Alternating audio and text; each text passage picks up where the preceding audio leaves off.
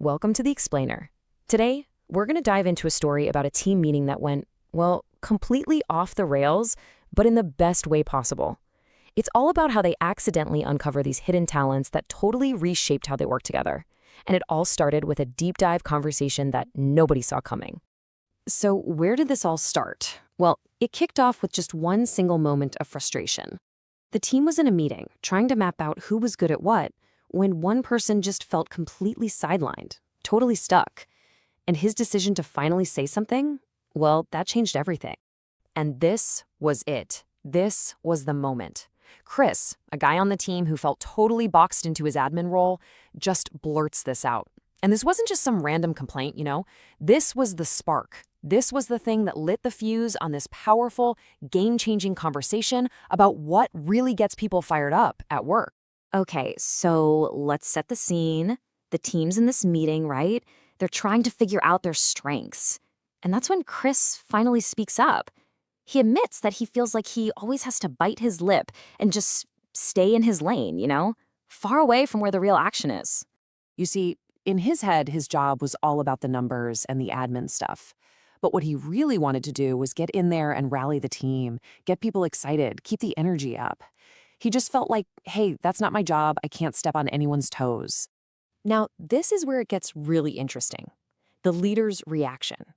Instead of saying, hey, Chris, get back in your box, he sees this amazing opportunity. He immediately validates that passion and basically gives it a job title right there on the spot. And that single moment, that little bit of validation, that was the breakthrough. It was the first step toward creating this brand new, totally unofficial role for Chris, built completely around what he was naturally passionate about. So get this. After a break, Chris just walks up to the whiteboard, erases the kind of messy diagram they had, and redraws it all neat and clean. He literally takes the pen and takes charge. And from there, the team starts filling it in, starting with his newfound talent. Turns out, Chris thought Chief Exhorting Officer was a little too close to CEO for comfort. So the team came up with a better word, galvanizing. It was the perfect description for the energy he brought to the table. And just like that, he became the new Chief Galvanizing Officer. Okay, so they've got one piece of the puzzle, but that just leads to the next question in their deep dive, right? Once an idea is galvanized and everyone's all fired up, how does the work actually, start?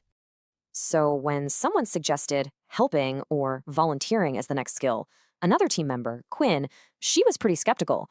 To her, it just sounded kind of weak, not really a special talent or a genius. But Chris, feeling empowered in his new role, he jumps right in to defend the idea. He makes this passionate case for the people who are always the first to raise their hand, offer help, and basically make it possible for everyone else to do their work. And as they talked it through, they realized this wasn't about just passively helping out. No, it was an active talent. It's about responding to a need and enabling success. It's that person you always want on your team because you know they'll make things happen. And they saw this strength in two people, Jasper and Quinn. So they gave it a name. Their second genius was enablement. They recognized it as the secret weapon that makes great teamwork even possible, that key ingredient to get any new idea off the ground.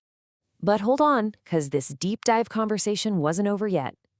Just when they thought they had it all figured out, the leader made this kind of controversial point that led to one last, really critical discovery. The leader just says it flat out, enablers aren't finishers. Whoa, that was a challenge, right? He was suggesting that there is a huge difference between the energy it takes to help start something and a totally different kind of energy to see it all the way to the end. And bam, that's when it clicked for Quinn. In this incredible moment of honesty, she just admits it. She loves helping people, she loves enabling their success, but that last little stretch of a project, that final grind, she just completely runs out of steam. And this just lays out the distinction perfectly, doesn't it? Enablement is all about responding to a need and helping get things going.